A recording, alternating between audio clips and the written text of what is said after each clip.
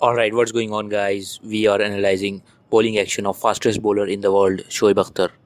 He was stocky, strongly made, built like a tank, and his entire focus was to bowl as quickly as possible. Shoaib Akhtar's run-up was very long. He used to run in almost from the boundary, running with arm away from the body. Akhtar was asked once why he needed such a long run-up, and he replied that a jumbo jet needs a long runway to take off. He used to charge in very fast like a predator, a rhythmic run-up to generate lightning speed. Shoaib Akhtar had big delivery stride and he pulls his non-bowling arm behind and opened both the shoulder, which helped him in increasing his speed. Akhtar releases the ball with full intensity, and in this process his head is also stable. At the time of delivery, his right knee is facing the ground and he blocks his left knee. Akhtar didn't have a pure fast bowling action where batsmen can see the ball from his hand and into his delivery. Batsmen lose the sight of the ball because his hand would go right behind his body.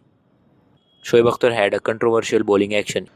In mid-90s and early 2000s, Akhtar's action was debated in cricket community, mainly because of the pace that he could generate with his action. However, Akhtar proved in tests that his action was legal and there were no checking and chinks in his arms. It is a beautiful sight for a cricket fan watching him run in almost from the boundary, his thick hair flying, sleeves rolled up to his forearms, delivering the thunderbolt after thunderbolt.